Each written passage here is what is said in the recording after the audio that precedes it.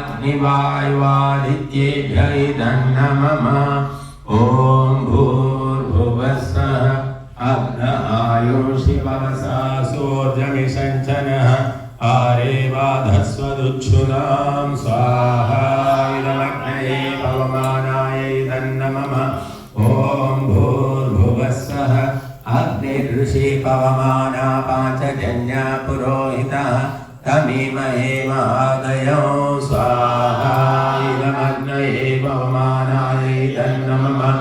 ॐ भूर्भुवस्सः अग्ने भवस्व स्वपास्मि वच्चस्सु वीर्यं ददद्रयं मयि पोषं स्वाहा इदमग्नये पवमानाय इदन्नमः।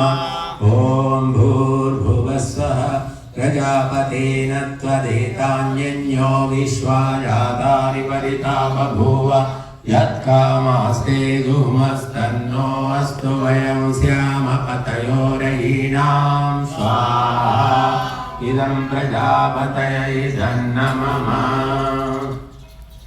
ॐ तन्नो अग्ने वरुणस्य विद्वान् देवस्य हेडो वयासि ज्येष्ठाः यजिष्ठो वैमिदमाशोषुषाणो विश्वाद्वेषांसि ब्रह्मबोध्यस्व स्वाहा इदमग्नि वर्णाभ्यामिदन्नमः।